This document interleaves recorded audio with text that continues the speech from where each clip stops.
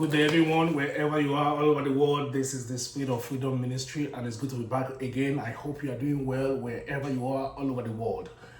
I wasn't able to upload a video last week because I was on vacation.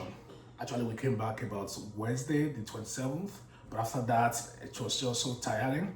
Went to Middle Beach with my family and spent like 7 days by the beach. So it was fun. It was fun. All work and no play makes Jack a dull boy. Okay, it's good to be back. So today I shall be talking about positive mindset. Positive mindset is very important on this path to freedom that the Lord has set his people on. We have to be positively minded. Positively minded. Without a positive mindset, you can't achieve the purpose and the mission and the destiny the Lord has set upon your path. Naturally, sometimes some people's mind defaults to negativity in the sense that what comes first, the thoughts that comes first to their mind is how something will not work. How something will not work. The factors, the reasons, the many reasons why some things will not prosper or will not work. But God wants you to have an opposite mindset of that. The positive mindset. No matter the tribulation, no matter what you are going through, no matter the assignment he has committed into your hands, you have to think positively. Because as a man thinks in his heart, so he is. So what you think manifests. Your thoughts is a creation of your environment, of your experience. So it is important that we think positively. But the destiny part oftentimes requires that you alone believes in it before others believe. There are so many situations and circumstances or especially at the beginning stage of your path to freedom or your path to purpose, whichever assignment God has called you to be. At the beginning, you might have many doubters. You might have many people that don't believe in the vision. And this is why it is important that you alone, you especially, believe strongly in the mission and the people and the purpose God has called you to be. You have to believe, because at the beginning it will be hard for many may not believe in it. And if you are looking for their validation before you move forward, then you would not take a step at all. So it is important that you validate yourself. And how do you validate yourself? By the source, the source of the assignment. If God gives you an assignment, God is the source. God is the source. It might be his word. It might be a dream. It might be a prophecy, whatever it is.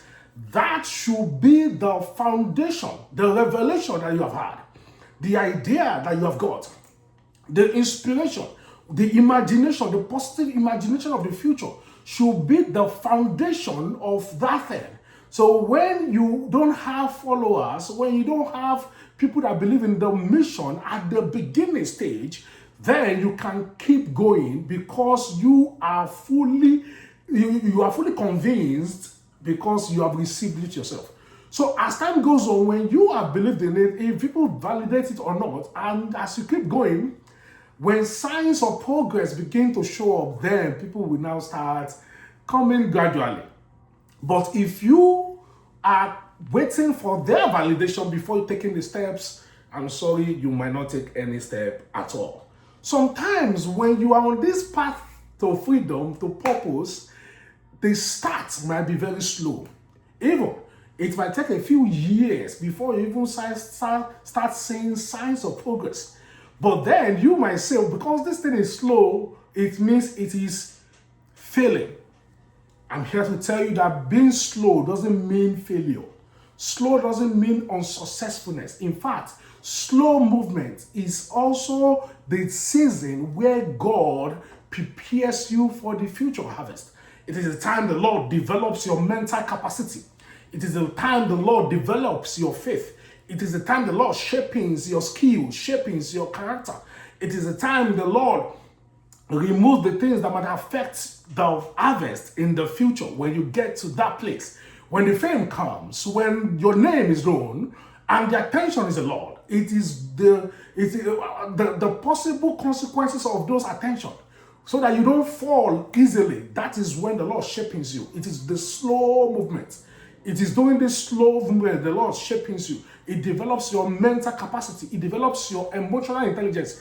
It develops your self-control. Because once you master self-control, when the attention comes, the fame comes, the progress comes, then the self-control you have mastered when you had nothing will keep you from falling off, from committing error, from doing things that will cause you to fall flat.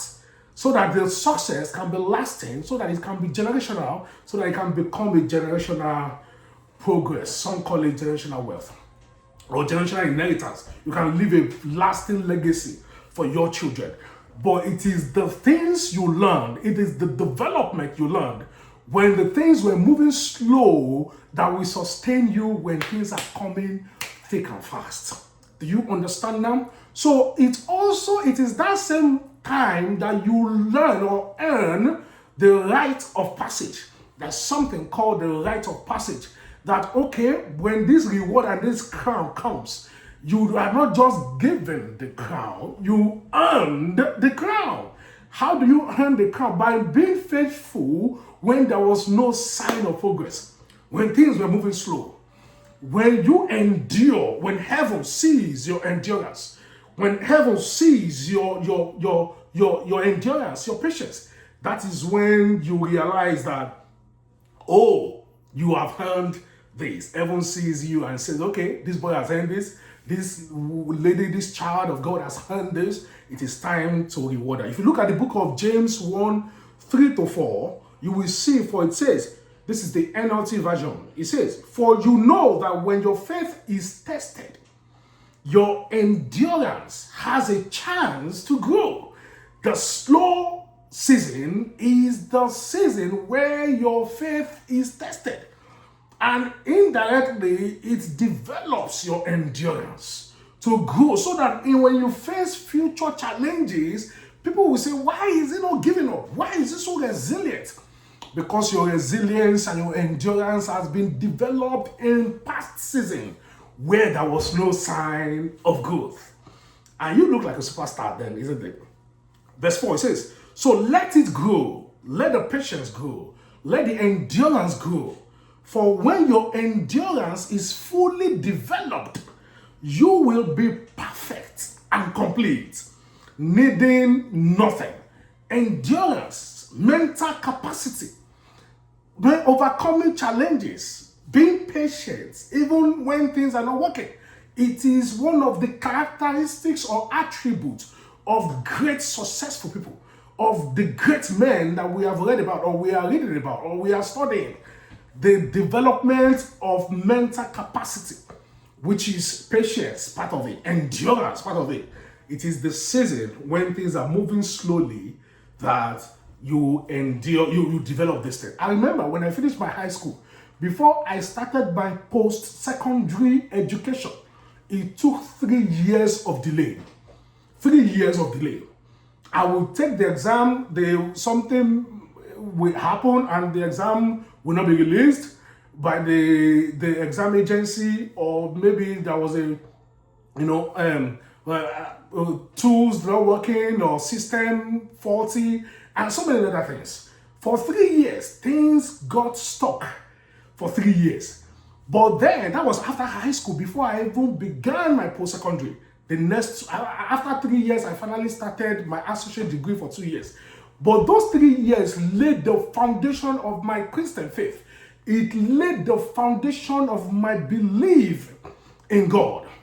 That 3 years, I would go to church with my mom, go to revivals, pray, and all that. That was when I started that was when I bought my first dream interpretation book. That was when I started developing my dream skills and begin to understand how God speaks through dreams and so many other life lessons within those 3 years. But you can't believe that after the post-secondary school education began, I've had 2 masters in America here.